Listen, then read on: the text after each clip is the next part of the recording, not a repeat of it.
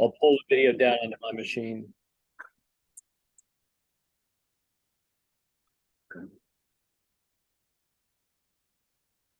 All right, well, hey, Brian, my name is Logan Terrian, one of the co-leaders for OWASP. One of our other co-leaders couldn't make it tonight. And then we have Mr. Gaines, another OWASP member over here.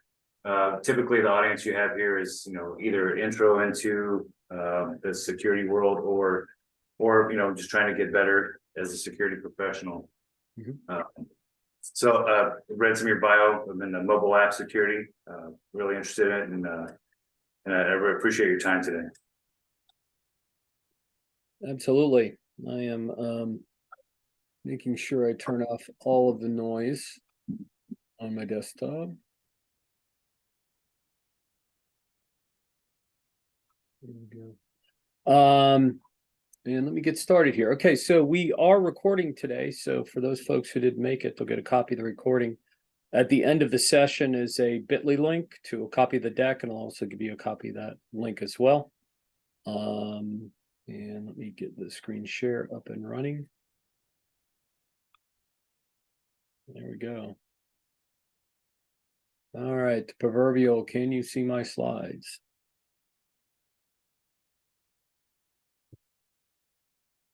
All right, can you guys see the slides okay? I take that as a yes. All right, so welcome to our session today. We have been working on the OWASP Mobile Project for 7 or 8 years here at NowSecure. Some of our team members before becoming NowSecure and some since they joined. This spring, there was a major announcement of OWASP MASVS V2 that was made in Dublin at the Global AppSec event, and we're now kind of on an OWASP World Tour. Myself and other members of the OWASP spec team are doing trainings and briefings on the mobile spec, some of the latest things in the spec, teaching people the fundamentals of mobile application security testing, and basically fundamentals of becoming a pen tester. So, I'm going to run through a bunch of that today to kind of give you a bunch of background. I'm a mobile guy dating back to BlackBerry. I was just on a call earlier that was hilarious and was talking about when first generation mobile security was actually security built in, as compared to the devices you see today. And, as a company, we develop specifications. We are sponsors of and spec writers for OWASP. We also build products and services. I'll briefly mention that on the tail end, but this is definitely not a commercial for NowSecure. We do work with pretty much all the top tech vendors. If you're into reversing, Frida and Radari are reversing tools that were created by our research team. And we work with a lot of the mobile application developers and the App Store folks. So NowSecure has been working with OWASP since the mobile project was formed in 2015. More recently, we were tagged as MAS advocate because of all the work we do to advocate for OWASP and spec contributions. We also work with Cyclone DX, which is an SBOM standard. If you're looking at SBOMs, your business is recognizing the need for SBOMs, we encourage you to have a look at that spec as well. We're actually one of the first case studies in OWASP. They have a new case study program of how organizations are using the spec to help their customers or deliver value in their organization. So you can download a case study here.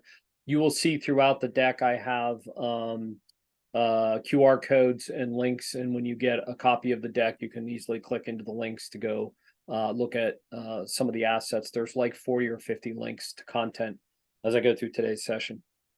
Now, in terms of specs, you may or may not be aware, there are actually 2 other security standards that are derivative of the OWASP mobile spec. So the MASVS is the primary mobile spec we'll talk about today. Google and the App Defense Alliance created a standard called ADA. The App Defense Alliance MASA standard is derivative of the OWASP MASVS. I'm going to show you that today. That is a way to get an independent third-party security verification and privacy verification for your Android apps. Also, IOXT. IOXT is an IoT device certification organization that added a mobile connected app to device spec. We helped them write that from the MASVS, and we are a certifier there as well. So we'll talk briefly about those a little bit later. We do a bunch of work with Frida and Radari. If you want to learn your way through reversing, we encourage you to take advantage of Frida Radari as well. And there's links to those repos. So when we think about mobile ruling the world, not sure what kind of organizations you come from. When we're in an interactive room, I do a bunch of asking questions and audience interaction. Your organization, or you may or may not be aware that 70% of all digital traffic now is actually generated from mobile apps. And the majority of time is actually spent in mobile apps versus the desktop. Yet, strangely enough, the majority of application security investment is on the web application side, even though the majority of traffic comes from the mobile side of the house. And so with the billions of downloads and hundreds of billions of dollars in revenue, we benchmark the app stores. I'm going to use some data from that today. So we have a mass downloader and scanner that runs SASTAST and IS scans against App Store apps. And we find that 85% of all the apps in the App Store fail one or more of the MAS VS8. And I'll show you some of that data today. 70% of them leak data to violate GDPR or CCPA if anybody ever enforced it. There's been a few fines as well. So part of the goal here is to get people to think about building a career in mobile application security yourself in terms of skills, but also thinking about for your organization, making sure you build and operate a first-class mobile security program if you are building mobile applications for your customers or your employees. Now, I often ask people to hold up their phones and see, do you have any of these apps on your phone today? Odds are pretty good you have at least one of them, probably more. Certainly if it's an iPhone, you'll have iMessage. Did you know that in the last 3 years, all of these applications were breached and publicly recognized as breached via their mobile app? In some instances, like British Airways, they were actually fined by the EU 158 million pounds for a GDPR data leakage violation. So there's this presumed sense that mobile is safe, but they just sort of keep on rolling. These are just a few from the last few weeks. There's a lot of activity going on with the intelligence professionals around the world and organizations looking at what's going on in the Ukraine war. You may or may not have heard about this, but one of the Wagner military people, they were staying in a hotel on the Ukraine-Russian border. One of the military people stepped outside. They logged into VK, which is basically Facebook clone for Russia. 30 minutes later, the building was leveled. No one's claimed it, but it certainly seems to be coincidental. So every year we publish like a top 5 mobile app breaches for the extent, reach, and range. And so there's a link here if you want to go see the 5 from last year. It includes the Olympics app from the Chinese, Tim Hortons. If you hang out up north, you know what Tim Hortons is. Coffee and donuts. TikTok, yes, TikTok is full of adventures. And one of the bigger ones that hit the news in December was Hyundai, which was exploitable. It was really easy to find this. So you didn't have to be a complicated researcher to load up Burp Suite and start sniffing and discover that they had an open backend that you could get into. And we find this too often. We're also finding lots of vulnerable third-party SDKs like PushWush, which drove a fire drill back in Q4 of last year as well, which is a classic reason why you should monitor your supply chain and use third-party components as well.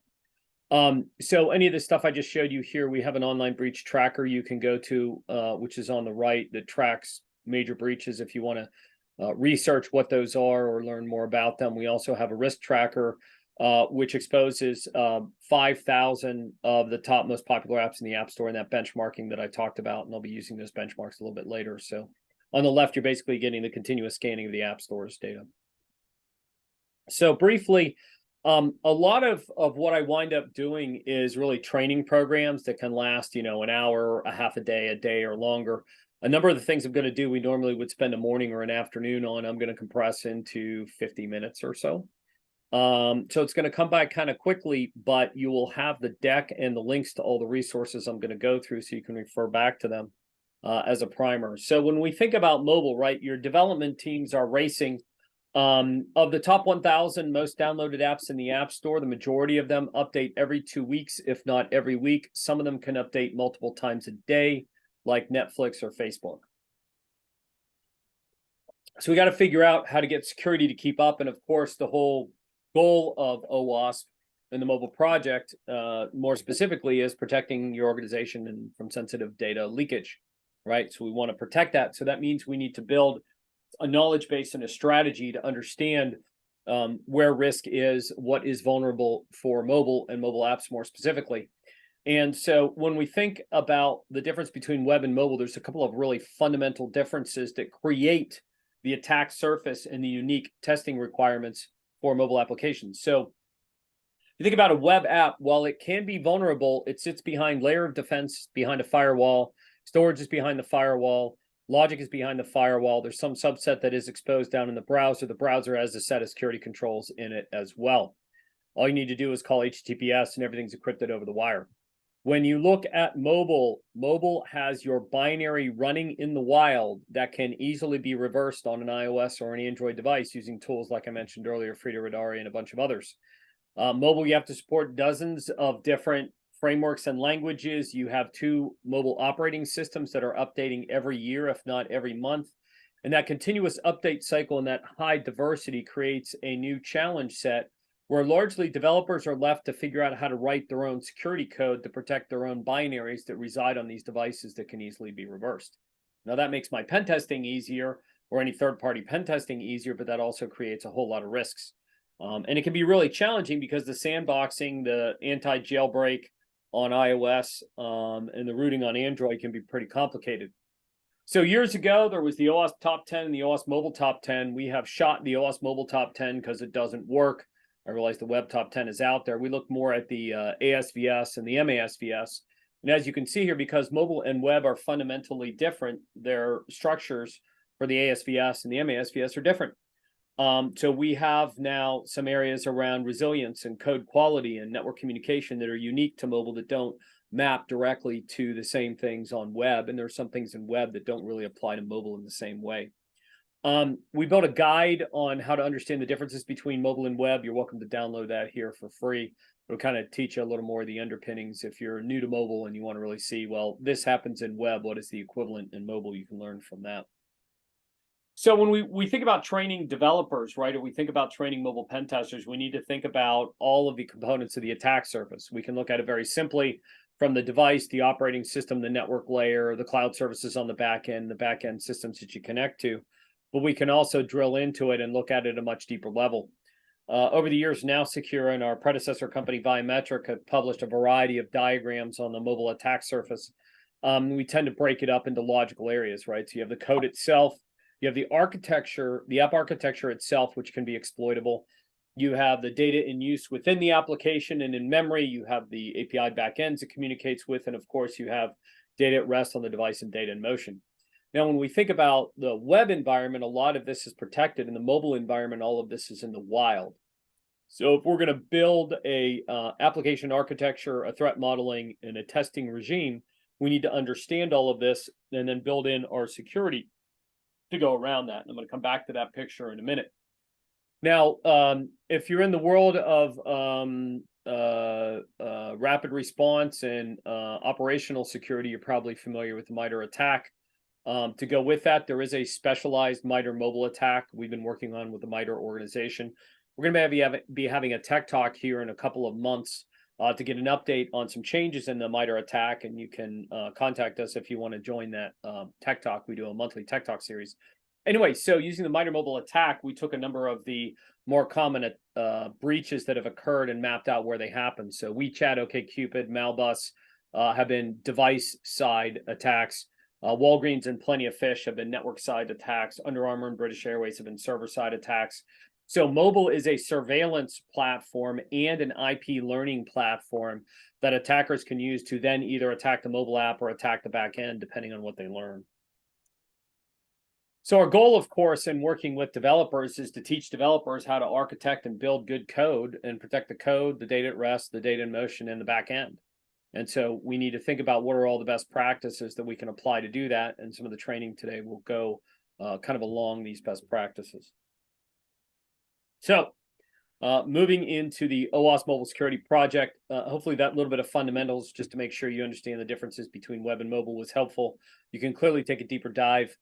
We have something called NowSecure Academy that has a training on it, and I'm giving you a white paper on it as well that you can use for reference. So when we think about the mobile security project, we're excited that last fall we launched an updated standalone website instead of updated GitHub repos. So if you go to mas.owasp.org, you can find the full mobile project there. Everything is self-contained that you're going to need. And I'll walk you through some of the components of that here in a second. You will also notice that the spec leads created a cool little logo for it with a little fly over the mobile phone or the WASP over the mobile phone, as you can see. So encourage you to have a look at that. There's a lot of learning materials in that. When you start slicing and dicing your way into the mobile project, you'll discover there's 3 core pieces of documentation. Documentation's available in the 2 guides on the left are available in PDF and also in the GitHub repos. So you have the MASVS, that is the standard itself. It's in version 1.5 is the final of the 1.x series. And then just 3 weeks ago, we announced version 2 was ratified. So we're officially at version 2 right now. 1.5 is what practitioners are using. Version 2 is what people are looking into. Now the MASVS is basically the playbook for what are the security requirements and controls, how to do threat modeling, and then how do I want to guide my software development and security programs. The MASTG is a giant checklist the size of a phone book that is all the test cases that you should have built into your program. There are a few limited edition copies of the printed book left. Now everybody's using the online docs. And then finally, the security testing checklist is literally everything from the MASTG exported into common delineated Excel spreadsheets and other templates that you can use or import into other tools. What's really cool about the Git infrastructure we built around the project is every time the MASVS and MASTG change, security testing checklist is automatically updated and generated. You can also find that these documents are available in something like 8 to 10 languages now, which is really great. So we have an asset for you if you want like the Cliff's Notes or the crib sheet. Save you reading hundreds of pages. You can download this guide. It gives you the quickie overview. This is really great. If you decide you want to bring the mobile project into your organization and you haven't been using it, it's a great tool to bring to your management. It's about 6 or 8 pages. That's like, what's the high level of the project? What do I need to care about? What are risk vectors? What are threats to me that I need to be concerned about? And some best practices to apply. It's a great introductory learning guide that you can take advantage of in your org as well. So when we look at leveling, I'm going to use an example of applications. One of the fundamentals of the MASVS spec is the realization that not all apps are created equal. So in your own threat modeling or in your own risk problem, you probably have a tiered risk model. We've got the same thing in MASVS. And so we're going to look at it from a levels perspective. So when we look at the first level, this is kind of a standard security. I'm going to use a set of healthcare applications because it will help people understand. So when you think of something like WebMD, you're just looking up like, hey, I have the sniffles. What could this be? Or my arm hurts, or I cut my leg, and what should I do about it, right? So it's read-only. There's no PII, PHI. There's no account. There's nothing. It's just some data. So you really just need bare minimum L1 security. Now, let's imagine you have a mobile app now. This mobile app might be monitoring your body. So it's like connected to your Apple Watch to measure your exercise. Maybe it's connected to a scale or a blood pressure monitor or something like that. And so now it's got an account, it's got PHI, it's got regulated data in it. And so I need to protect that data. So I want to have some resiliency. And so I'm going to move to L2, which is really a defense in depth, because now I have patient information that I need to care about. And obviously I don't want to have that data get intercepted. Now, before I made the comment about how mobile app binaries run in the wild and can easily be reversed by modern tools, that's what's going to create our second column on the right, which is R for resilience or anti-tampering. So best practices for mobile are to do secure development, to do security testing, and then apply anti-tampering technology to your app to basically block the reversing tools that are out there and block the bad guys from reversing your stuff. Now, if you think about an L1 application, this is again a read-only application, but now I'm in a world with a drug guide. Let's imagine that the drug guide makes cocktails that are certain kinds of drug treatments that are basically how doctors write prescriptions for compounded drugs, and how drug compounders actually combine various elements together to create a specialized drug. The bad guy gets in there and tampers with the actual mix instructions that could kill somebody. So while I don't have account information, I don't have PHI, I don't have PII, I do have protected IP and I need to protect that IP. So I'm going to apply anti-tampering. I'm going to test it for resilience. As you might guess, the last one is the how to kill a patient example. So here we've got defense in depth. Now I've got an application that's attached to monitoring and using a blood glucose meter or insulin pump. And with that now, not only do I have PHI, but someone could be killed if the app is manipulated. So not only do I need to protect the PHI, but it needs to be resilient to ensure it cannot be tampered with, such it could lead to patient harm, right?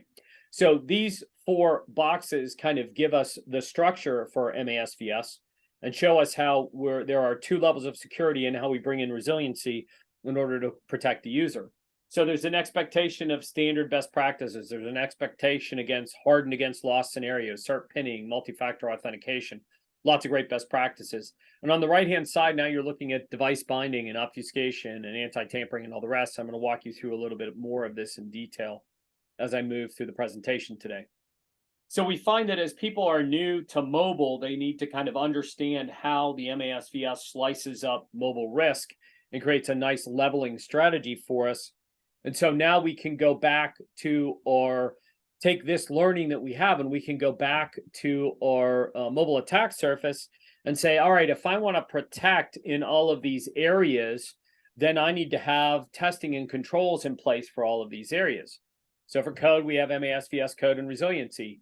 We have MASVS architecture and platform. We have crypto and storage. We have auth and network. And oh, by the way, there is API stuff, but we want you to use the OWASP API and ASVS stuff. So we don't do API inside the OWASP MASVS itself. We leave that to the other specs, which is what one should normally do. Why reinvent the wheel? So we take all of this and we can organize it. And so there are 8 domains in MASVS 1.5, which is the current most widely used specification out there.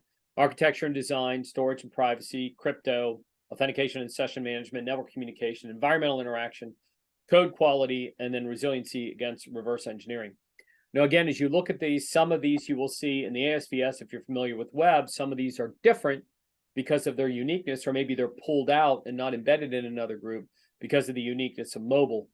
And so this provides us as a guidepost for threat modeling, provides us for a guidepost for security architecture and security requirements in the first place, and of course provides guideposts for us for controls to move into security testing itself, again, based on levels and resiliency requirements of a particular application.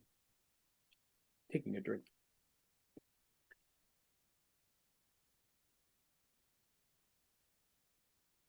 So on this whirlwind tour, I'm going to be giving you links to an online learning portal where you can learn more about what I just ran through with the fundamentals of OWASP MASVS.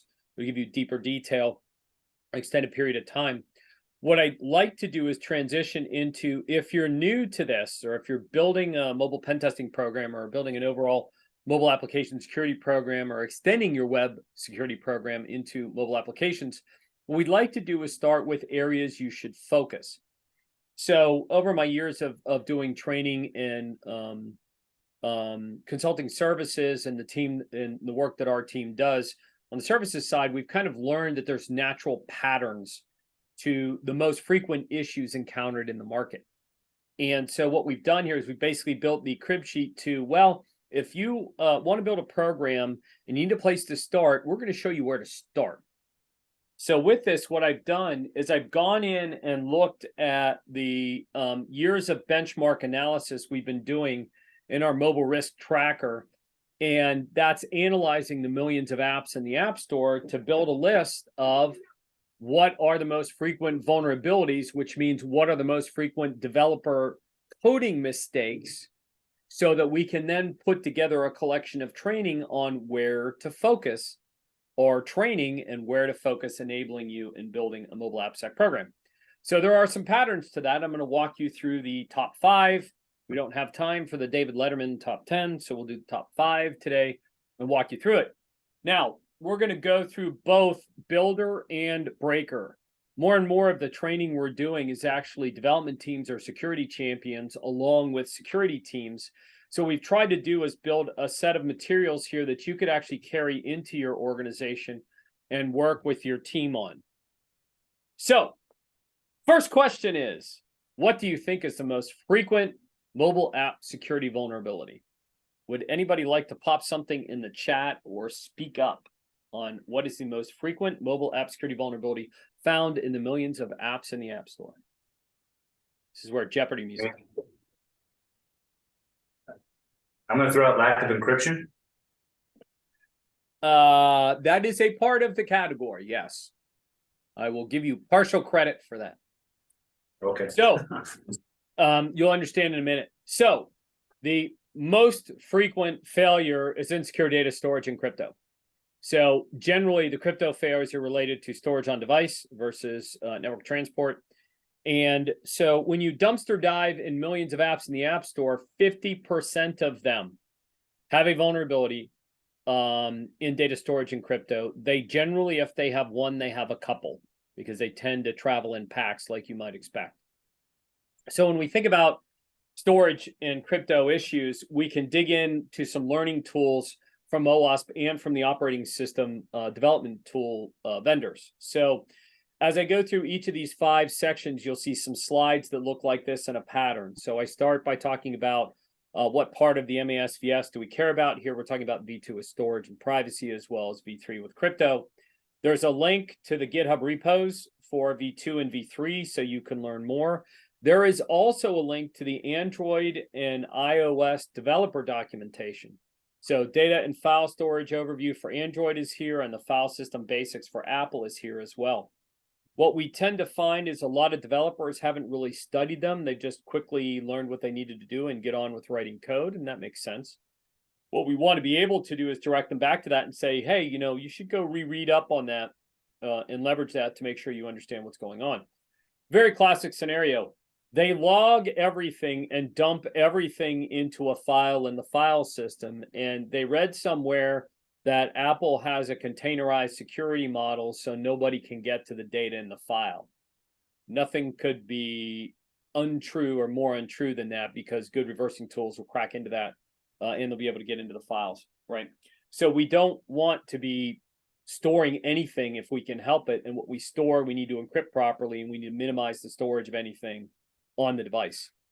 So when we think about putting together best practices, here's the builder breaker best practices. Each slide here has a how-to for coding and a how-to for testing, and you'll notice they fit a pattern that you might expect. So fundamental number 1, you know, good hygiene is don't write sensitive data in the first place. Just don't. Make sure you're properly encrypting it. Make sure you're using strong enough crypto. So SHA-3. Make sure your key length is long enough. Make sure you're using secure random if you can in the operating system you're in. Avoid query strings with sensitive data in the query strings, because those can be intercepted. And on Android, there's something called secure data storage. You should be making sure you're using that API call. When you're testing, of course, then you're looking for credentials and PII spray everywhere. So files, logs, and the IPC, of course. One of the important things with mobile is this idea of tabbing back and forth, where you can kind of move one application to the background and it's still running while you work another. Well, when that goes into the background, all of its data is still resident on screen and in memory. So you need to make sure that when the app is moved to the background, the data is removed so an attacker can't scrape any data out of it. Make sure you check the library, the crypto libraries and storage. Oftentimes, developers using third-party libraries that are insufficient, ineffective, or downright vulnerable in and of themselves. From a hygiene perspective, if you have a regulated tier 1 app, you should be enforcing that your app will only work on devices that have a password or a passcode. Why? It's harder for an attacker to break into a user's instance of that application if there's a passcode on the device. So we do recommend use of device password or passcode. On both iOS and Android, the developer can check to see if one is present. If it's not, the app can unload, and that minimizes risk to the user. And then, of course, you want to take a look at the crypto. Again, crypto is one part art, one part science, and most developers just don't get it. So the guess from the gentleman in the room around crypto was a good guess, because that clearly does fit this area. So what I'd like to do is move into the next area, and the next area is insecure network communication. So when we think about it, storage is something a developer has to write on their own, and something that a security analyst needs to test on their own that's unique as compared to storage behind the firewall for a web app. Well, network communication is another area where the developer needs to roll their own and write a lot of code to make sure they have secure network communication. And so 48% of all the apps we test have issues with insecure network communication. You will notice this is barely less than the 50% we saw on the storage side. So if we go dumpster diving into this again, we have reference documentation. So we're looking at V5, which is network communication, the set of controls around network. So we want to jump into the GitHub repo to learn more about that. We also have the Android and Apple documentation here. So in the Android world, it's called network security configuration. There's actually APIs for it. For Apple, there's preventing insecure network connections. And included in that is something called ATS I'm going to tell you about on the next slide. Now, some of you may have done this, but often the best way to get developers to appreciate insecure network communication is teach them how to use Burp Suite and spy on their own app. So when we do physical classes, we will often encourage developers to do that, get Burp hooked up, go make some network calls, go look and see what you can find, what forensic data is in there, et cetera, et cetera, et cetera. That tends to teach them pretty quickly that, oh, I had no idea people could find that information. You can do the same thing with storage, but network is a particularly unique place that we find a good little exercise will work. So best coding practices, right? If you're doing regulated data, make sure you do cert pinning. I know developers will complain about that. I've actually had companies whose names would blow your mind where the CISO or the most senior security people said, yeah, we don't use cert pinning because it's too hard for the developers and our team to manage. You kidding me? Let me show you the vulnerability in your apps if you're not doing cert pinning on high-risk tier 1 applications. Now in iOS, there's something called ATS, App Transport Security. It is amazing how many mobile application developers turn off the default ATS. You have to turn it off, and it will automatically SSL encrypt and create a two-way TLS communication and roll their own network libraries or roll their own config. On Android, there's something called NSC or network security configuration. It's somewhat comparable in that it provides default, if on, encrypted communication between the device and the back end.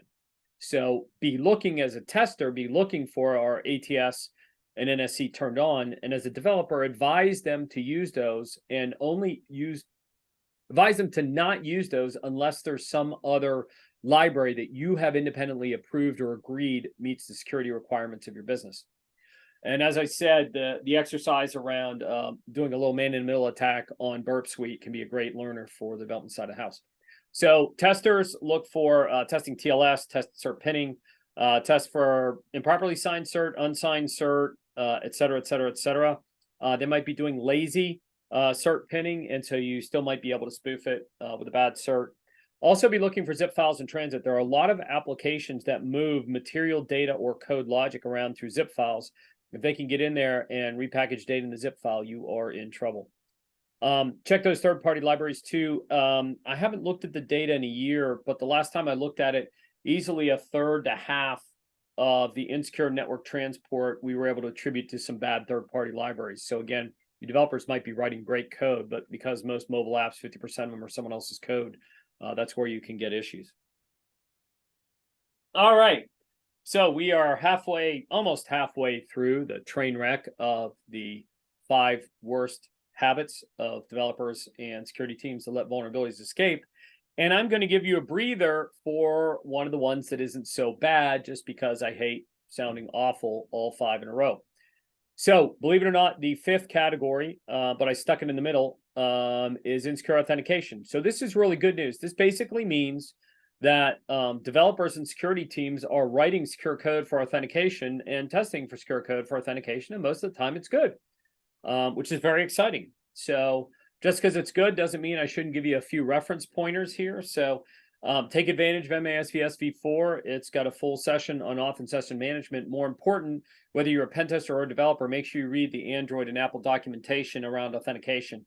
Make sure you understand what's going on in the operating system and how to do multi-factor authentication, how do you properly use biometric authentication, and so on and so forth. One of the places we often get inquiries or at least in years past, now most people accept it, is biometric authentication safe? Well, obviously it is, because the majority of iOS devices use it and a very high number of Android devices use it as well. So what the device manufacturers have been doing with the OS manufacturers is very good. So it's best to use that. What we do find is a very large number of developers who choose to use third-party biometric libraries of some kind, and those can be vulnerable. It still amazes me that someone would bypass native biometric auth to create something else. Unless they are an authentication tool of their own, you really ought to use what's in the operating system. So, coding best practices. A couple of things here that we do find when we do find vulnerabilities. So, I talked about session invalidation. We talked about screen in the background. Make sure that data goes away. Make sure data is gone when the session's invalidated and you have to re-authenticate. Think about using escalating privileges. So, if I'm in a banking app and I just want to look up something, I have one level of authentication. Maybe I want to perform a trade. I have another level of authentication, or force the user to re-authenticate before they perform a trade, right? Things like that are very smart from a development perspective. Make sure memory is cleared. Again, reversing tools are watching memory. So the attackers are looking and jumping through memory registers. So make sure the memory is properly wiped at the right times. And then when you're doing authentication itself, make sure you do it on the server side. We found a couple of applications in our pen testing where they were doing it on the client side. The best story I can tell you is we had a retailer who came to us and said, please pen test this. We're having issues because customers are generating their own coupons. We discovered that the coupon code generation was hooked into the authentication data on the client side and was easily reversible so that they could compute their own customized coupon code to their user account on their own. And that had been published on the dark web. So make sure authentication happens on the server side. Also make sure any sophisticated IP computations, calculations, or other things are done server side as well, because the reversers are watching on the client side. So from a testing perspective, of course, you want to make sure you have properly invalidated sessions and you're testing for data and memory. There can be a variety of ways to do that. You can use some of the reversing tools I talked about earlier, for example, to get there. So good news is, by and large, we're good at authentication and authorization, which is exciting to know. Now, the last two areas, as much as anything, are hygiene, right? So insecure coding practices, of course, depending on a system language and operating system you're looking at, could be any one of a variety of things. And there's a handful of them, a number of them, more than a handful, there are 14 in the MASVS, and 47%. So we went 50, 48, 47. 47% have insecure coding practices. I'm going to give you a couple of examples of what we find fairly commonly here in our mass scale testing. So there is code quality v7. That's your link to the Git repo for v7 to learn more. Now you notice there's no iOS or Android documentation, because basically all of it to be teaching you how to write good code. But we find logic flaws. We find third-party vulnerable libraries fall in here. We find memory leaks. We find unnecessary components. Oh yeah, we did a disclosure to a major security company on behalf of one of their customers who was blocking the purchase of one of their add-on products. And that was because our app scanning had discovered a vulnerability, CVSS, I think it was like an 8.3 or an 8.4 vulnerability in this security vendor's mobile application. When we sat down with their CISO and some of their senior team and showed it to them, they swore it didn't exist. We cracked it open, walked through it, discovered it was in a third-party library they were using. And one of the guys on the phone said, oh, wait, that was supposed to have been taken out of the code 2 years ago. We didn't even know it was still being used. The phone clicked off. They disappeared. They contacted us later that day and said thank you, and recognized us for a while on their site. So, again, this is proof that you should always be testing your third-party libraries, but you also need to test a compiled binary to see what's going on, because you really need to see the code paths of actual execution. The best way to do that is dynamic testing or pen testing to figure out what's actually being called at production time. So even a developer doesn't think a third-party library is being called, as long as it's included in the build, it might be getting called. So there are some specific secure coding practices in the MASVS. We recommend you hand those to your developers. The obvious things like remove debug symbols and code. We find 3-4% of the apps in the App Store still have debug in them. Take advantage of the native secure coding practices that exist on iOS and Android. There is stack protection, there's ARC, there's other built-in mechanisms to protect your application. And then think about using things like SBOM and third-party SCA type tools to make sure those libraries themselves are secure before you drop them into your application. So some things to test for, make sure there's a valid cert. There are ways to get around that. We have found imposter applications been created because the app wasn't originally signed with a valid cert. Test for hard-coded keys. Error conditions is another great one. You know, developers can get very verbose in their error condition logging sometimes, not always. Sometimes they don't log anything. And that can often be a way where an adversary is testing the application and the verbose logs is teaching them a lot more intelligence, possibly even confidential information, IP, PII, what have you in those verbose log files. So it's, excuse me, always good to test error conditions. Can you tell I talked a lot today? Excuse me for a second.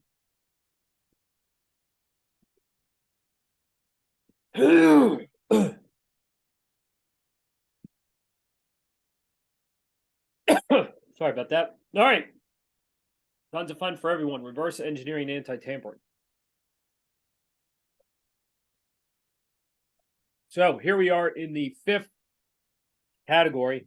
And this is one that's very unique to mobile, right? So reverse engineering techniques, when you look to web applications, aren't remotely the same as mobile, again, because the entire mobile binary is living on an iOS or an Android device that is reversible, and the tools can get pretty, on Android can get to source, on iOS can get pretty close.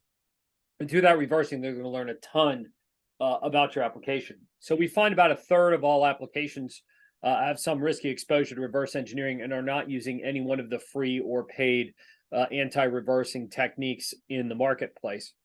So V8 is something especially for you and your development team to learn, both on the security and the development side of the house. Take advantage of the repo here. There's also an OWASP reversing prevention project you might want to have a look at if you're really into reversing. You want to become a good reverser, so go do that, but also help prevent it. And some of the more common reversing tools are Frida Radari and R2 Frida. There's links to those repos if you want to dumpster dive into reversing. There are also courses in our academy I'm going to share with you in a little while. They'll teach you a little bit about reversing to help you get started and using R2 Frida and some other reversing techniques. So reversing is a whole new world for a lot of security analysts and fairly unique to mobile. So we recommend on Android that all developers use some kind of third-party obfuscation because the Google Play Store doesn't install a layer of DRM. On iOS, there's a layer of DRM applied. It is possible using third-party tools on the web to strip the DRM from iOS, but Apple doesn't include, or Android doesn't include any, so we encourage people to use tools. On Android, there's something called the Safety Net API. We encourage you to use that. That's a way to test if the device has been tampered with, has it been rooted, are there probes on the chips or what have you. Safety Net you can call Safety Net and your developer can unload the app if Safety Net reports a violation or a tampered device, which is a way to prevent anybody from ever attacking because you're using Safety Net. And implement any of the other anti-tampering techniques that you can for iOS and Android, and periodically those are being added into the operating systems. Your developer should be at load time, should be testing. There's a variety of ways to do it to see if the device is jailbroken or rooted. Ideally, if you have a tier 1 high-risk application, you should just unload and not run on a high-risk device, period. Detect the jailbreak or root and don't run. You want to try running it on that. Now, in order for you to pen test it, they might need to comment that code out and give you a build without it. But once you get into your pre-production release, make sure you test against that. Take a look at the app in the debugger, make sure that's blocked, make sure you look for file manipulation. Test all your string tables and methods. And again, I talked about Safety Net API. There's another iOS API that I just realized was recently released that I need to add to the documentation. I'll get into the slides as well. So reverse engineering is a really cool skill set to learn. It is incredibly hard, and I can't hardly do it at all, but some of our advanced reversers, or Ola and Pancake, who created the original reversing tools, Frida Radari and R2 Frida, do some amazing work here. The reality is that the adversaries and attackers know how to do this. And so your team needs to understand how to protect yourself against it. Do what you can to protect your applications against it. Now, one word of caution. We've been with too many organizations development and security teams that said, oh, we're not going to test it anymore. We're just going to use anti-tampering tools so no one can break the app.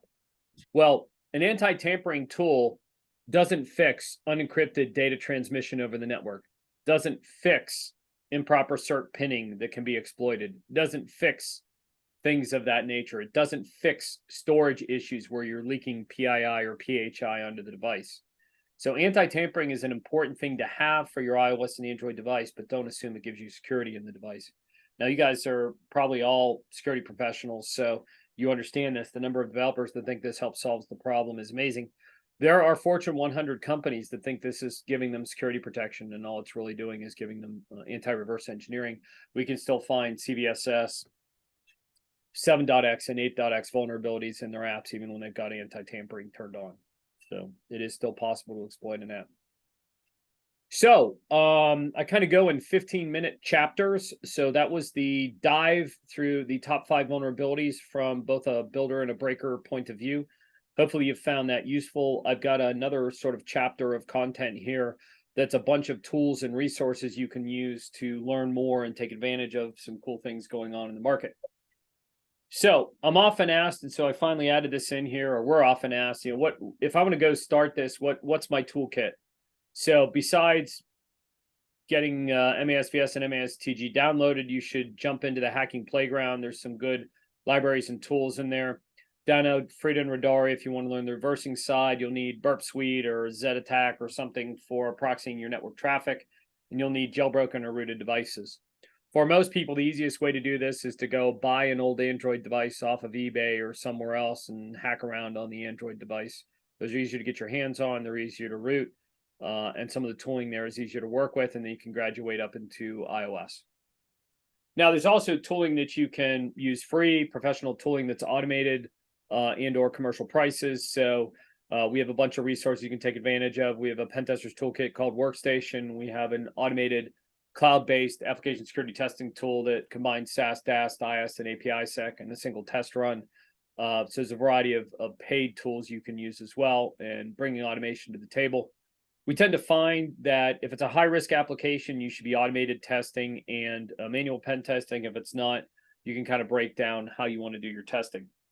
So as we think about applying the MASVS into our testing program, we probably want to think about sort of a tiered risk model, right? So my critical risk applications, you probably have a model somewhat like this in your organization. Just think about it from a mobile perspective, right? So critical sensitive data, critical sensitive IP, life and death type scenarios, your critical risk apps, obviously that's going to be your highest security requirements and your highest testing requirements, and so on and so forth, waterfalling down the construct.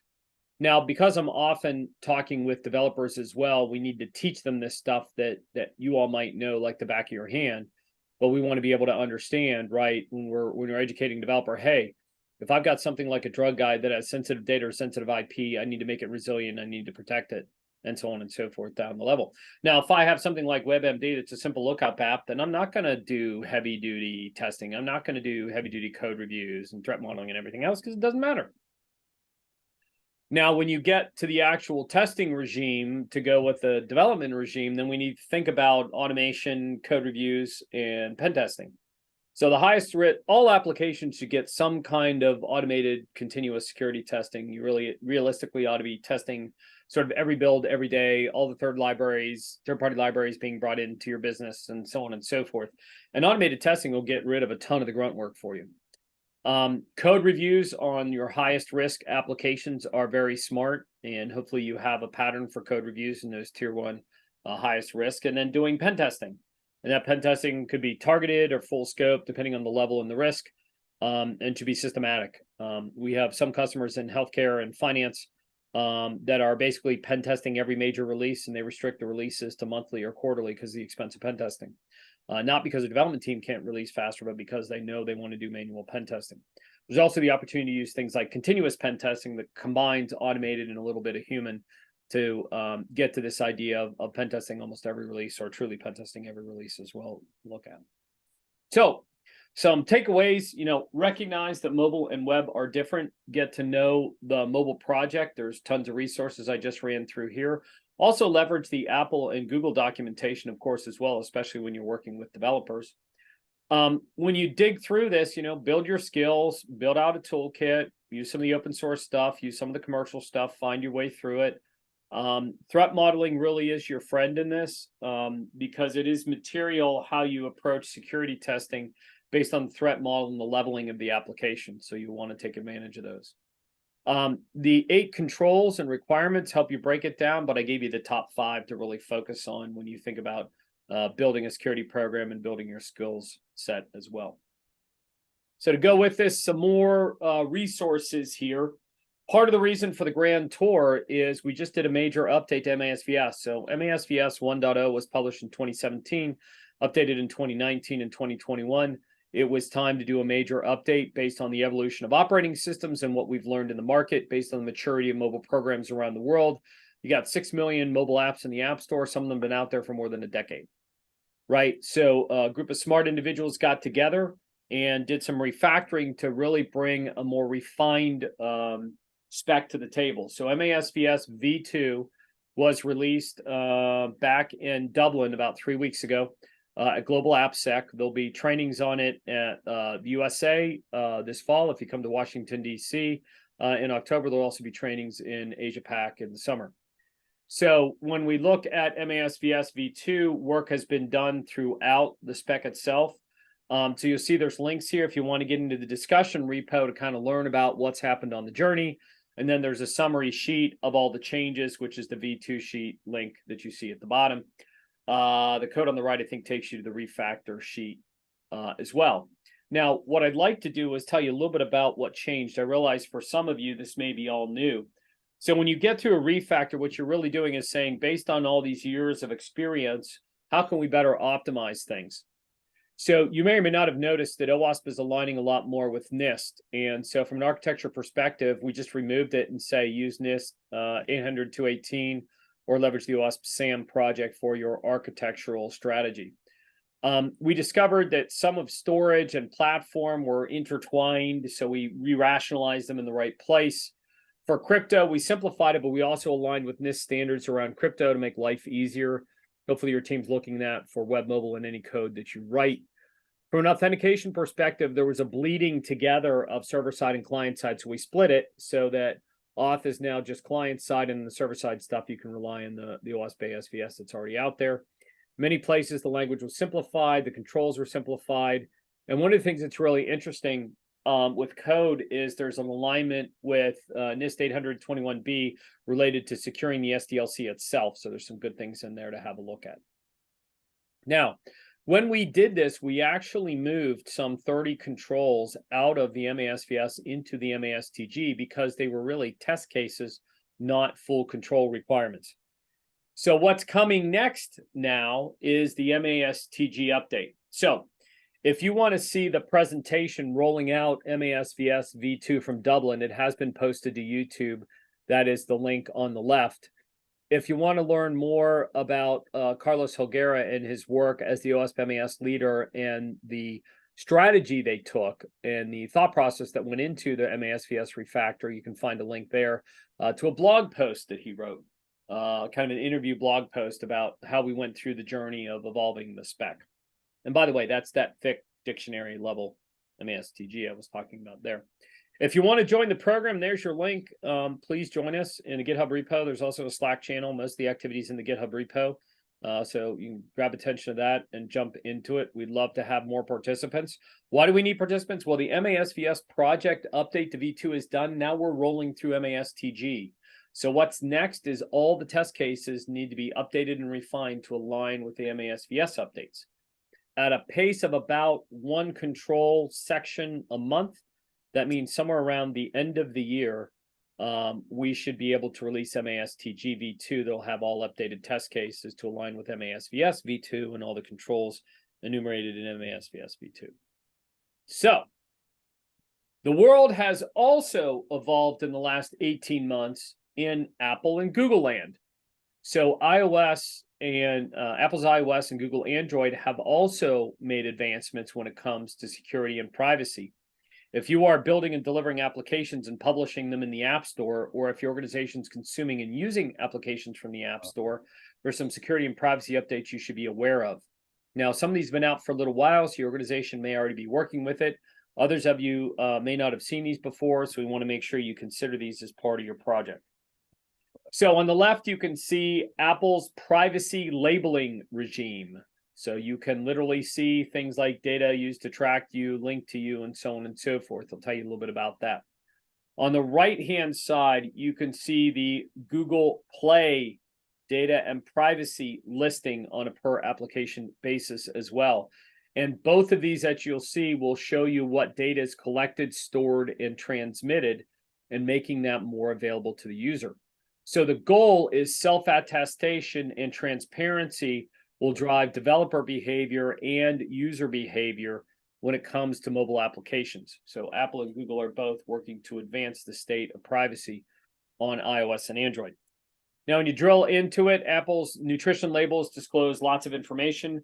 When you submit things into the Apple App Store, you need to make sure you submit properly on use to track, link to you and not link to you, and so on and so forth. You must self-report. They are now spot checking. So we have had customers' apps rejected because they improperly answered questions. So Apple has been advancing a scanner in the App Store to look at validating some of the data submissions. So you want to make sure you're honest in what you submit, and also work on coding your apps better so you can share or leak less data unless you really need to. Now, on Google, they want to step further. So the App Defense Alliance is a group of Google with the Android team and a group of vendors, security vendors, for defending the apps and for defending the devices. So the ADA has created a regime by which now we can do certification of Android apps. So on the left-hand side, you'll see a green box that says independent security review. So there are 5 labs that have been granted certification rights from Google in the ADA program. NowSecure is one of them. And so we built the independent security review program on the back of the OWASP MASVS and the MASTG, as you can see in the picture here. So ADA authorization is basically, or verification is basically using the MASVS and the MASTG to test your app. So if you are effectively using the mobile app security project from OWASP, you will pass these.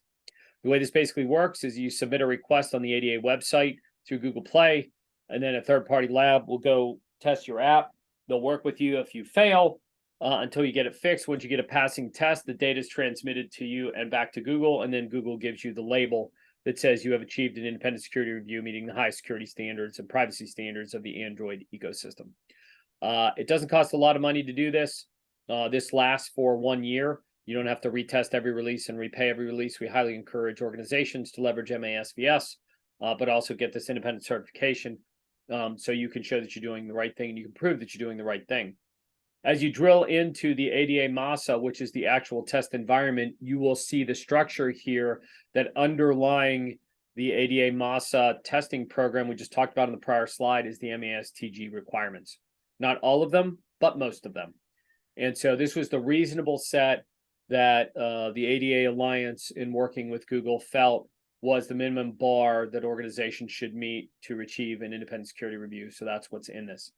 Now, obviously, as MASVS evolves, we can expect Google ADA to evolve. So sometime later this year into next year, as the MASTG evolves, we'll encourage you to evolve there as well. 2 last things. So if you're here for OWASP, you probably are aware of other projects. We want to encourage you to take advantage of Cyclone DX. So it's a good SBOM flagship project. Became a flagship about 18 months ago, chaired by Steve Springett and Patrick Dwyer. They've been doing a ton of work. They've also built a really great tool called Dependency Track. It's a way to ingest mass quantities of SBOMs and figure out what's really going on in your organization. So if your security team is not already looking at SBOMs, there's a bit of a hype in the market, but think of it as a way to package up and better track the components in your apps. If you are manufacturing apps for the federal government, you will be required to provide an SBOM to the federal government starting this summer when you sell the federal government any software based on the latest White House cybersecurity executive orders. So if you do business or plan to do business with the federal government, you're manufacturing web or mobile apps or PC apps or what have you, you're going to have to provide SBOMs. this is one way to generate them and do it. If you're new to SBOMs, whether you're development or security, our founder has been doing a ton of work with the Cyclone DX project. So he's actually got a vlog out that he launched last fall to help people understand SBOMs and some of the finer points of secure coding best practices. So you can jump in here. I'll give you a quick primer on SBOMs and nutrition labels and all that other fun stuff. Andrew's pretty well known. He wrote the first book on mobile application forensics back in 2009. Has been doing mobile forensics and mobile security, mobile pen testing, mobile development for the better part of the last 14, 15 years. So it's a great blog to follow if you're looking for another learning resource. Now, if you're maturing your AppSec team, you may have looked at OWASP SAM. We have been doing a bunch of work with the committee around SAM, and so we're encouraging organizations to look at this. You can interweave SAM with NIST framework if you're using the NIST cybersecurity framework in your organization, or with ISO. It's a great way to build an overall governance regime and really map out everything you should be doing for a modern application security program. So there's links here to more around that. We just encourage folks to have a look at that. So last couple of resources at this point, I think I've shared 30 or 40 links. I got a few more for you. So if you want some free training, everything I did today and 10 times more exists in NowSecure Academy. NowSecure Academy was originally funded by the by a cybersecurity grant from the federal government and the DoD. NowSecure Academy is free to all comers, so you can go sign up. You can take classes in it, whether you're a developer or whether you're a pen tester, security analyst, QA person, DevOps, what have you. NowSecure Academy is out there. All the courses are free. There are some paid certifications if you want third-party certs, things of that nature. There's some really great sessions. One of the packages or training areas that a lot of our customers use is there's 4 courses on 4 of the 5 topics I gave you earlier. So there's a 20 to 30-minute course on storage. There's one on network. There's one on code quality. There's one on resiliency. Have your developers take those classes. They take them 20 to 30 minutes a piece, and then boom, those developers will write better code. I guarantee it. Those are free. Give them to your developers. It only takes about 2 hours, hour and a half to get through all 4 of them. They don't have to do them all at once. It's a great learning vehicle. There's other more advanced courseware as well. On the right-hand side, we do twice a year, we do something called Stranger Vulns, which is an online Connect event where we get security practitioners together for trainings and so forth. And best practices. It's really more from a corporate side of the house. So if you're part of a corporate application security team in a company producing applications, mobile applications, come join us. There's replays for the fall, and we just launched the spring event. It's all virtual, all online, all free. Take advantage of it. You can jump in here, and then you get the ability to also register for the spring event. We got some cool stuff coming up in the spring event. You can also email connect@nowsecure.com to get first in line tickets to the spring event. Fall event, we had about 1,400 people. Spring event, we're expecting about 500. It's usually the fall's the bigger one because it's got more new content in it. We encourage you to take advantage of that. The top 5 vulns I talked about, there's an infographic on it you can use with your developers. There's a couple of cool crack me's out there. If you want to learn more about secure mobile development and testing, again, I mentioned Andrew's vlog. There's a recent WebKit flaw that just hit.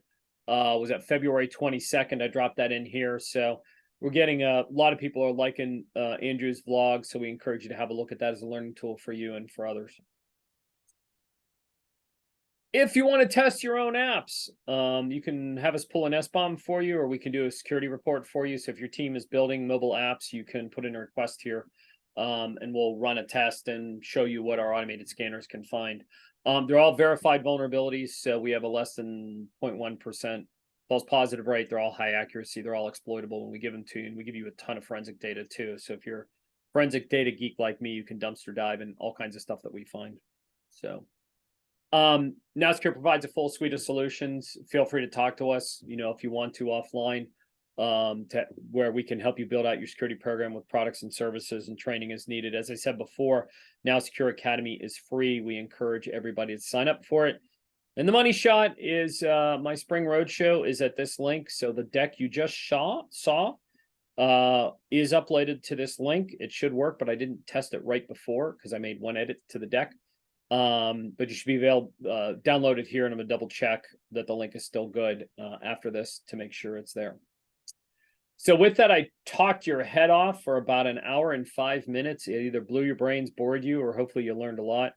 I realize we have folks in the room and folks remotely as well. So I would welcome questions.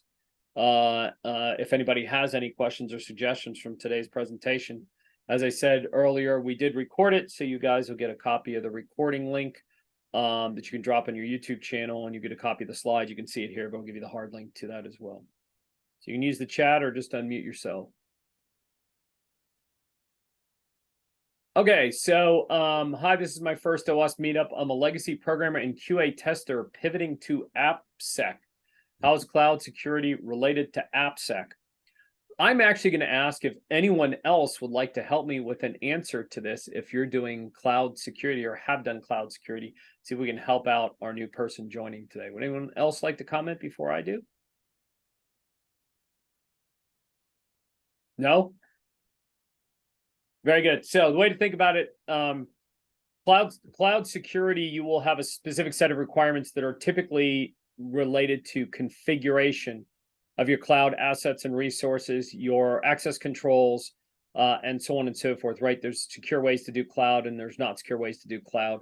Application security is a different animal. Application security is about writing code securely and then testing that the code is running securely. Now, cloud is generally part of most mobile apps. So the mobile application architecture will include cloud and cloud services. So the fact that you have a foundation in cloud, which may mean you have some experience with API security as well, gives you a leg up or a foothold to get started in the application security world. Since you're joining here as a first time, what I would strongly advise you do is simply go to the OWASP.org website and have a look around at some of the resources in the OWASP website. You want to specifically look for the OWASP Web Application Security Project. The primary document there is ASVS. We can encourage that. If I have a moment, I will go get you the URL and drop it in the chat here. But have a look through the resources there. I would also encourage you to participate in meetups like this. I would encourage you to look. There's a lot of online YouTube videos and other training resources out there to help you build out your skill set around application security. So welcome to the world. It's a fun world to be in. The skills are pretty unique and the pay is pretty good. Other questions? Hey, Brian, I had a whole sheet of questions, but you managed to circle back and answer almost every single one of them. So I'm left with comments now. Well, I guess one question you mentioned, the different layers, the binaries in the wild as a mobile app, and when we're dealing with our clients, we usually have multiple layers. So how do we protect ourselves as a user of these apps? What layers do we have available to us on a mobile device? Well, as a user, there isn't a lot you can do. I mean, you can try to get your app to run over a VPN tunnel, potentially minimize, depending on the app's built, whether it will route through a VPN tunnel or not, might minimize network attack potential. A lot of it is download apps from reputable companies, not fly-by-nights, right? So get apps from Microsoft and Oracle, not two guys in a garage. When you look at App Store listings, make sure they have thousands or millions of downloads, not just a few. Make sure they have comments and an active comment stream. Look to see how recently the app's been updated and what its release cycle is, because that means it's being well maintained. If you're on Android, look for that independent security review. If somebody spent $2,000 to get an independent security review of their app, that means it meets security bar that you should care about. If you run a jailbreak or rooted device because you're cool and you like to do that and your app's on load, that's good for you. That means the application developer was doing the right thing, because really anti-tampering strategies and data protection strategies, especially for tier 1 apps, is they just shouldn't run on jailbroken or rooted apps. Okay. Does that help? It does. Now, for vulnerabilities on iOS versus Android, do you see an industry or like just an industry standard, which one's worse for having vulnerable applications on it? That is one of my favorite questions to ask a crowd is show of hands, who thinks iOS is more vulnerable and who thinks Android is more vulnerable? So the answer is complicated. If you look at the number of CWEs and CVEs listed in the last 2 years, there's more on iOS than Android. More on iOS. Okay. So Now, the attackers know that's where the money load is, generally. So the attackers tend to be more aggressive. So you get the malware guys on Android, you get the crime rings on iOS. Okay. The more sophisticated attackers on iOS, because generally, as a general pattern, and not to be any kind of ist, premium buyers tend to use iOS, which can likely make them a premium target. Makes sense. Android's viewed more as commodity. I did think it was interesting you mentioned about keeping track of the third-party libraries. Mhm. I even still hear stories about I come back to Log4j, for example, where it was a third-party a third-party code. Third-party library that exposed their vulnerability. Right, but a lot of, and so I remember reading 80% of the internet was affected by it, but 50% of the people that were affected didn't even know it was a part of their coding at the Right. time. Right. So there's this whole transitive dependency world where you might be using library A and B, and you don't even know that library B is calling 4 other libraries or 4 other cloud services or something else like that. One of the things we do in our testing is we actually do a file library dump. So these are all the libraries we found when we ran your app on a device. So you get static and dynamic analysis to identify the libraries. And then we give you a trace route that here's all the API endpoints by IP address and by API call. So what you're getting is a bunch of forensic data that says, okay, this binary is comprised of these libraries, including transitive dependency libraries, and it goes to these endpoints, and it communicates with these remote APIs. Now, depending on the sophistication of your program and what's known, whatever has been released in the market as news, that can help you figure out whether you have issues or not. I will say that there is no first-class SCA third-party library product for mobile libraries. The traditional SCA tools, Sneak, what Veracode, Synopsys, the other guys do, they're pretty much 90% focused on web. So there isn't really a good repo of what mobile libraries are vulnerable, but we're trying to partner with some of those folks to build out more content like that in the market. Thanks. My final question, is there any competitive frameworks to this in the industry? What do you mean by competitive framework? Sorry. For mobile application security. So if I go over into the NIST, you got the ISO 27001. Yeah. So what I do each other, but yeah. So NIST and OWASP are working together more and more, and so is MITRE. So what I would say is you'll see the convergence of NIST, MITRE, and OWASP probably within a year. They are overlapping and somewhat consistent right now. Frankly, NIST is weaker for web than they are, weaker for mobile than they are for web. So the NIST framework security advisory guidelines for web are more sophisticated than mobile. NIST is now working a bit with MITRE and OWASP, so we expect to see all that stuff triangulate more over the next year. Plus, you have the activity going on with the National Cybersecurity Strategy, the White House EO, and a bunch of other things that NIST, OMB, and CISA are all involved in. So you're going to see more convergence through all of that as well. Somewhere popping out the other end will be more secure software.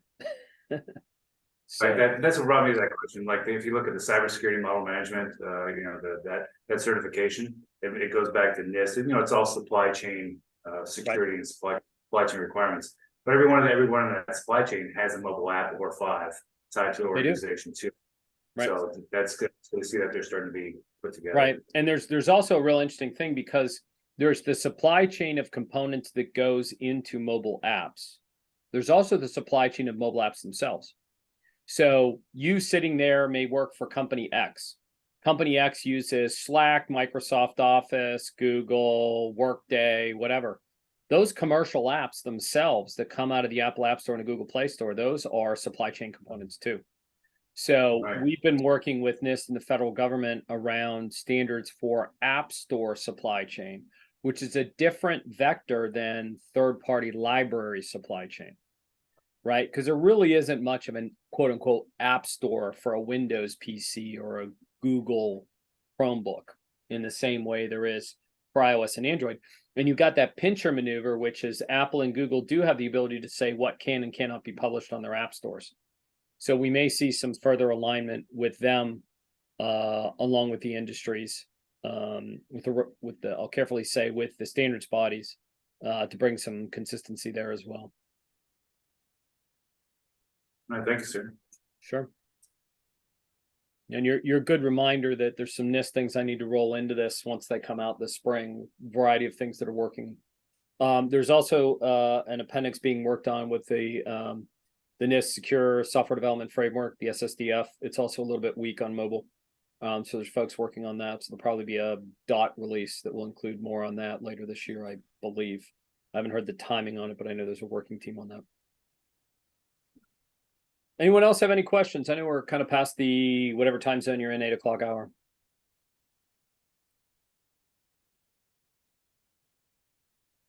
Nothing here. All righty.